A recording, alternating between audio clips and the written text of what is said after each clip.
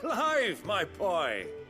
Rutherford informs me that we owe you our thanks. Hadn't intended for you to get involved, but such are the times we live in, huh? I would have done the same for anyone else. You're far too modest, Clive. You'd make a terrible nobleman. But tell me, is the realm truly in as dire a state as Rutherford suggests? From what little I saw, you were right to be worried. I suppose I should have expected the worst. But I was rather hoping the great and good of the realm might have things a little more under control. Alas, it seems that firm leadership is in short supply these days, and without it, the people are bound to lose their way. We must move quickly. But where do we start? True, the challenges that face us are many. But in my estimation, there are two key areas to be addressed before any other. The realm's armies and her larders. As you've seen firsthand, it's every man and woman for themselves out there. Certain cities have banded together to try and maintain some semblance of order, yes? But such cases are few and far between. And yet, the only remedy for the chaos that faces us is unity. A unity that transcends even the borders laid down by our ancestors. In short, if Storm does not stand together, she will fall apart. But how would one even begin to unite the realm? The armies, my boy. As I told you already, we begin by restoring order among the ranks of those sworn to maintain it. Sadly, I doubt I could convince even the lowliest gaggle of privates to dig a latrine together. But I do know someone the High Commanders have been known to listen to on occasion. Field Marshal Eugen Havel. I thought he was retired. He was, until an Akashic army tore through Randalar and killed most of the rank and file. There is no man alive more capable. Literally. And as luck would have it, I've already spoken with him on the matter. Of course you have. And he's agreed to help. On one condition. That he first speaks with you personally. Havel has always been a man of frustratingly rigid principle, and he has certain qualms about clasping arms with, well, with an outlaw. I extolled your many virtues as best I could, of course, but the old goat was adamant that he be allowed to appraise you in person. You don't mind, do you, my boy? Of course not. As long as chaos reigns, we will never build a better world. I'll do whatever it takes. And if the Field Marshal wishes to speak with me in person, then so be it. That's the spirit. I'll leave for Randalar at once. Would you send a Stolas? Of course. Rutherford is already in the Dalmekian capital. I'll have him tell Havel to expect you forthwith. Excellent. Thank you, Uncle. No, thank you, Clive. That can't be Rutherford, can it?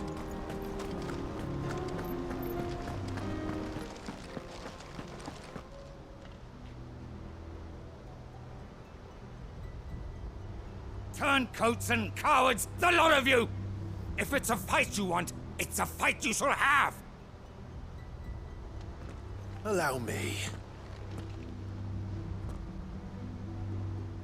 I don't need your... Please, Field Marshal. Oblige him. This won't take long. You're right. It won't.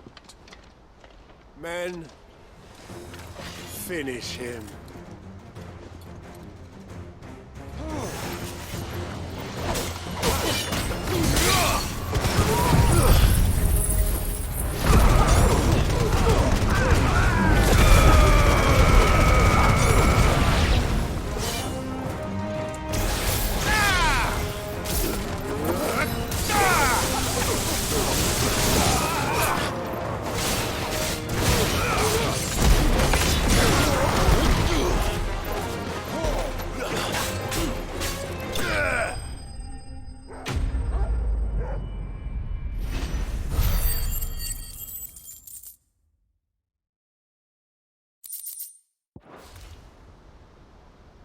A little longer than I'd have liked.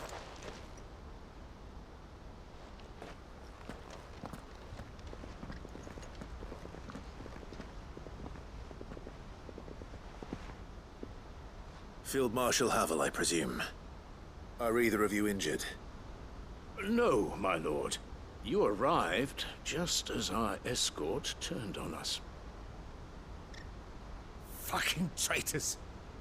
I'd heard reports of soldiers in the outlying regions abandoning the oaths they swore. But I hadn't thought the corruption had reached so close to the heart of the Republic. It's a fucking disgrace. Your interfering old bastard of an uncle tried to warn me, of course. My lord Marquis. Or is Sid the Outlaw more to your liking? Call me what you want. It doesn't change who I am, or the urgency of the message I bring. My uncle has a plan to right the realm, and he needs your help to see it through. Before I agree to anything, I'd have you answer one question.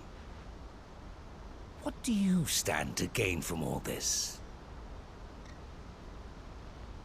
I won't deny that I might benefit from further chaos.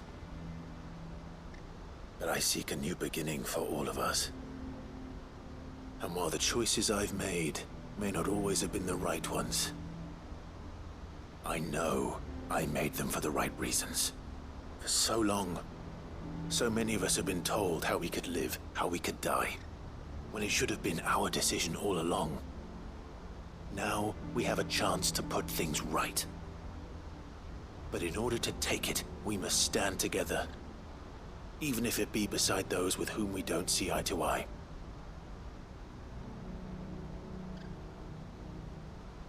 Certainly not the words I expected from an outlaw. But perhaps your uncle was right.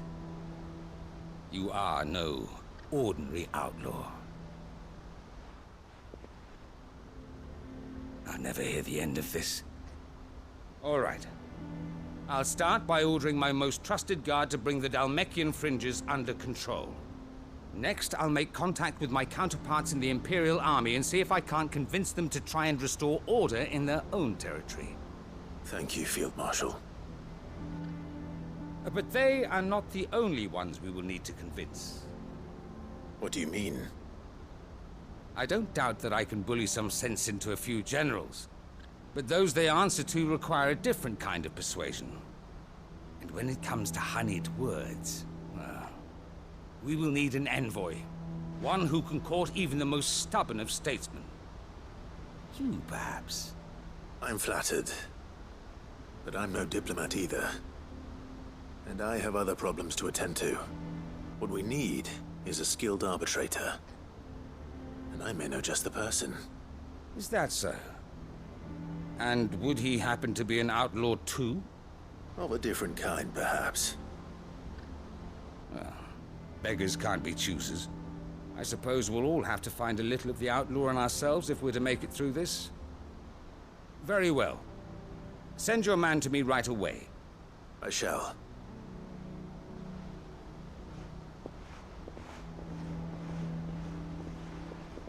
My Lord Marquis. Your Lord Uncle bade me escort the Field Marshal to his manor in Port Isolde. And I will see that my associate joins you there. Very good, my lord.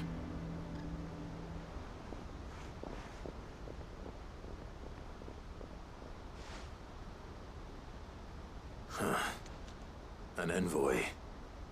I'm not sure I'm the man to talk anyone round. I can barely convince my brother to take his medicine. No. This is a job for someone with experience. Someone like Quentin. I hope I can convince him at least. Quentin, I have a proposal for you. Do you now? Something tells me you'll be asking more of me than a cask of Gotand gold. Go on then. Propose.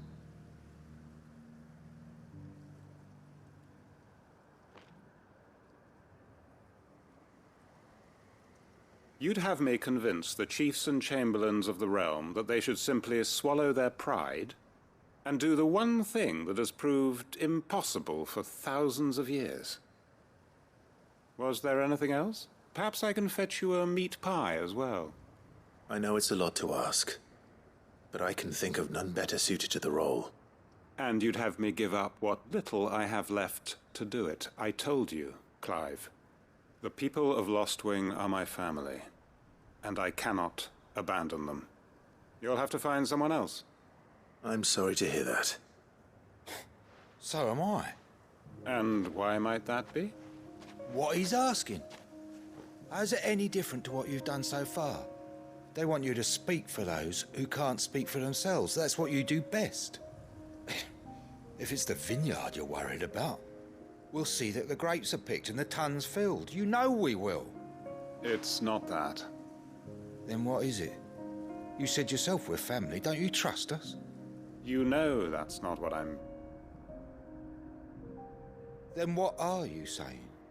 That only we are worth saving? Why turn your back on everyone else? You convinced us we could build new lives for ourselves, and if you can do that, who's to say you couldn't convince the entire realm? A stirring argument. I fear that any rejoinder I make might fall somewhat flat by comparison. So you'll join us? Where do you need me? Field Marshal Havel will want to speak with you in person. He's currently in Port Isolde. I can arrange for a party of Cursebreakers to accompany you there. That would be very much appreciated. I hear the roads are far from safe these days.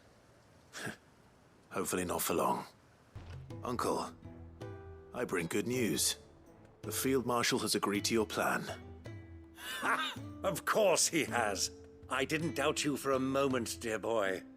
Rutherford is accompanying him back to your manor in Port Isolde as we speak. They will await your return there. As will one other. One other? Who, exactly? Lord Havel was concerned that even if he could get the realm's armies to agree to an accord, he might not be as successful in convincing those with political power. He asked if I might have a solution, and I suggested a certain Imperial Lord Magistrate turned Liberator. One of your co-conspirators? Master Quinton would probably call me one of his. But yes.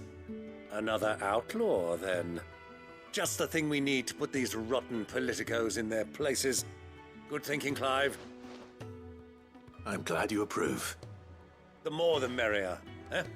Uncle, assuming Havel and Quinton can solve our problem with the armies, you still haven't mentioned how we might manage the grain shortages. Oh, don't you worry, my boy. The 7 high houses will be seeing to that. They have all agreed to make the most generous of donations. Oh, of course, it did take a little persuasion, but luckily I had some unexpected help. From who? Why, you, my boy. Rumor has it that you rescued the Lady Ariane's head steward Rockford from a horde of bloodthirsty bandits. It was more of a handful. Well, the old battle axe was so pleased. She had a shipload of talents delivered to my private docks by the next new moon. And when the other houses saw the parsimonious old crone's purse strings finally loosen, they as good as tripped over themselves in the rush to follow suit. I'm happy to hear it. Now, I must be getting back to the manor. Join us there at your earliest convenience, would you? Of course, Uncle.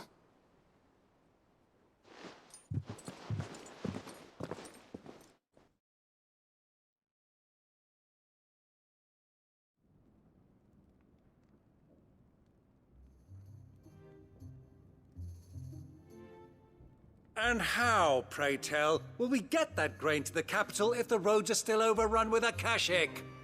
You'll find another bloody road. I only have so many men, and I'm not about to send them headlong into an ether flood. That is, unless you'd have them turn as well. Well, I'd certainly eat less.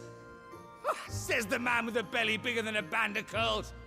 My soldiers actually need their rations. Without any food to keep them going, they'll be dead even before you've sent them on your fool's errand. If I may, gentlemen, Perhaps I might suggest an alternative approach. Though supply routes are indeed disrupted, there is no shortage of ships. Indeed, they bob away in every bay from here to Randalar, awaiting a safe haven. Allow them to make port and fill their bellies full of grain.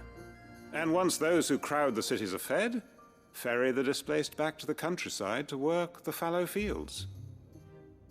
But I'm sure that you wish to continue your discussion. Forgive the interruption. Two such firm friends as yourselves need no help from the likes of me. Rutherford spoke fondly of the great bond between you. Us? Friends? I can't stand the man! Clive, I'm beginning to question the quality of the company you keep. And what kind of company were you expecting him to keep? The man's a criminal! Criminal? How dare you? You are not fit to breathe the same air as this fine, upstanding young gentleman. Upstanding? He calls himself Sid the Bloody Outlaw! Once more onto the breach.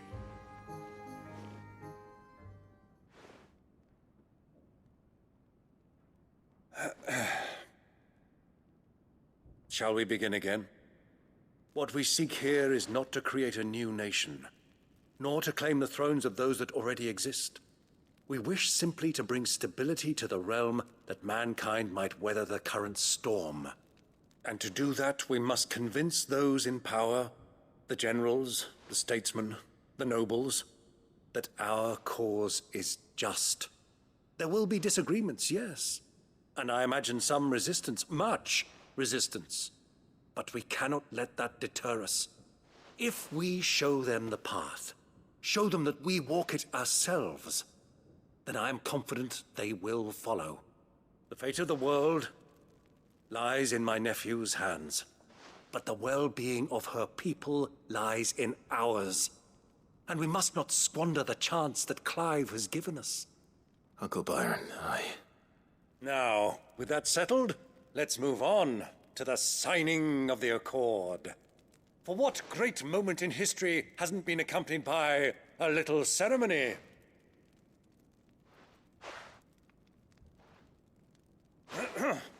Citizens of Valisthea, I present to you the Triunity. Rutherford, Mike Will.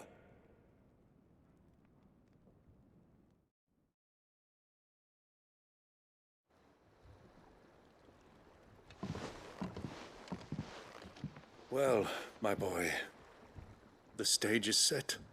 that it is. This is the role you were born for. Now I ask only that you trust in the talents of your supporting cast. We shall play our parts to the best of our abilities, that you might have the opportunity to shine.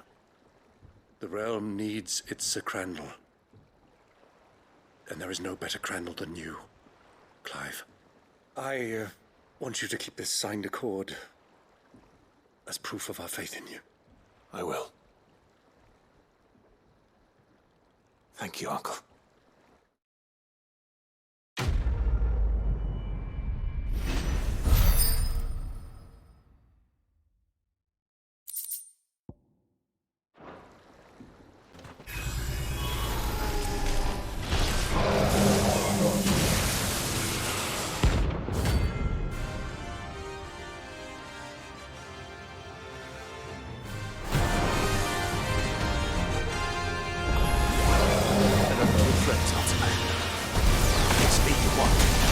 Here.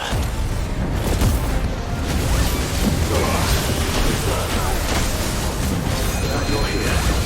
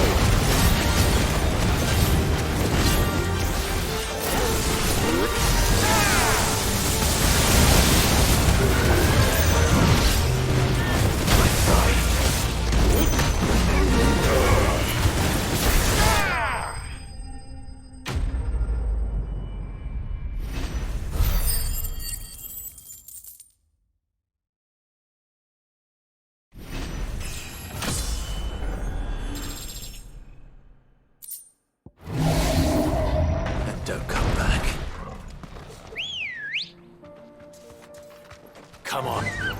Yeah!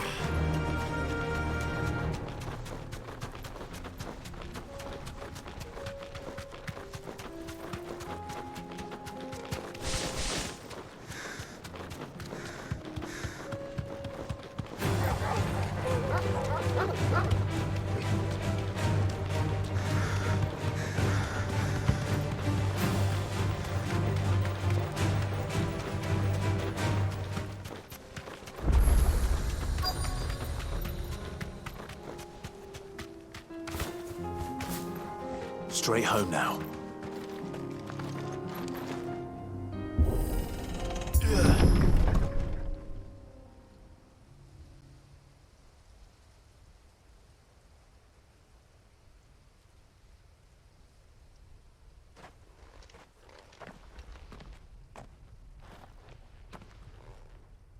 Oh no.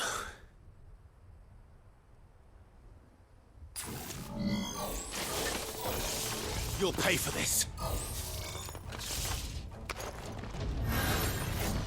May still be survivors. All the more reason to rid this place of echoes.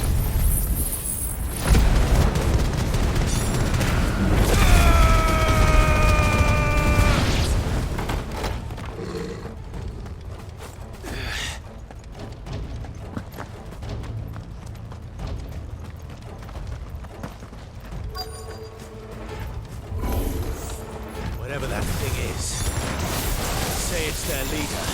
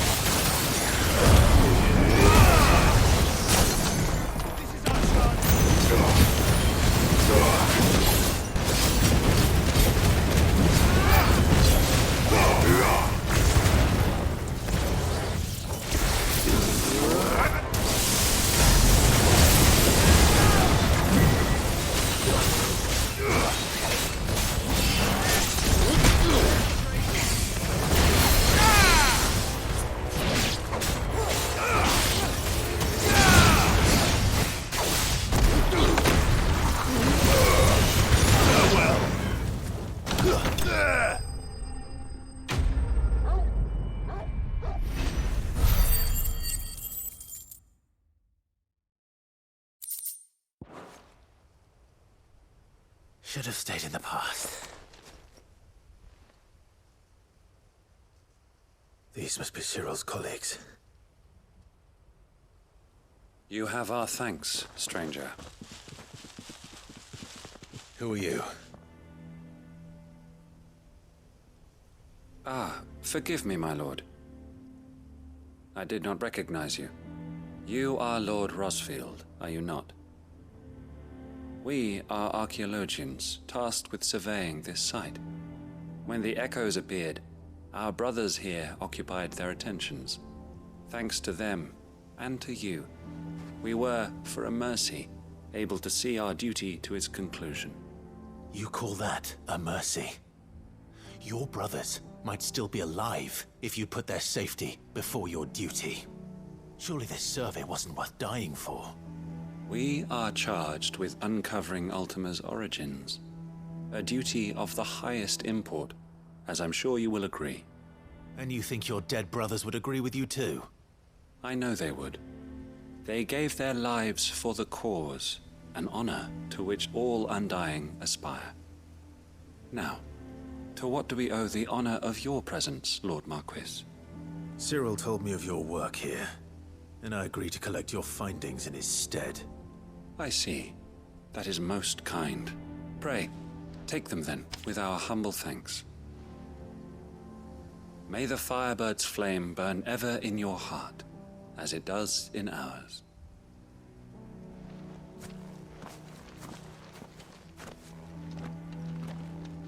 It's one thing to lay down your life for another, but for a survey... Forgive them, Clive. The Undying live by a very different creed, and nothing we say will change that. Come. Let us deliver their findings to Cyril. Their deaths might not be in vain.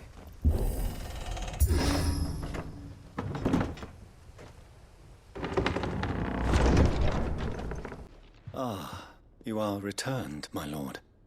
I collected your colleagues' preliminary findings. Here, take them.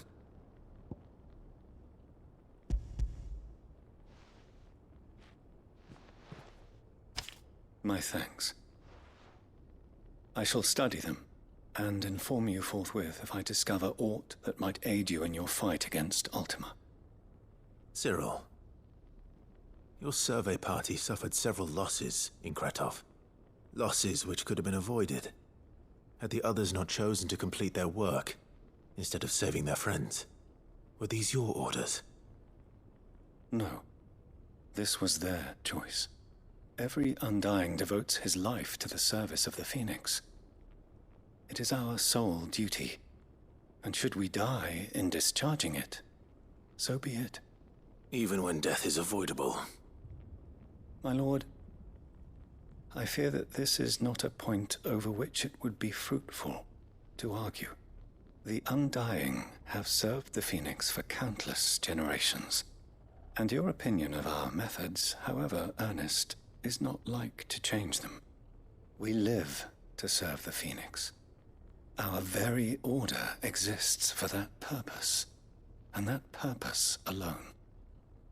Cyril, I know that you and your brethren answer only to Joshua, but allow me to offer you a word of advice.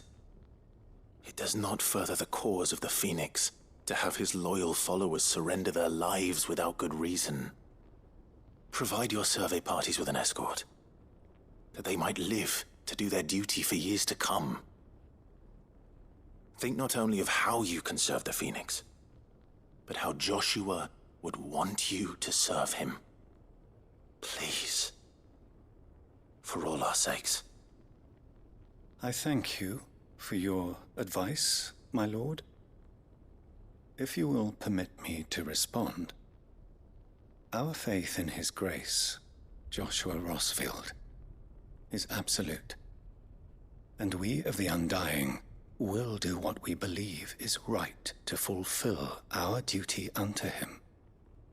As first shield to the Phoenix, I am sure you understand what it means to do one's duty. I do. Then we are of the same mind. And it is my hope that we may continue to do our duty together.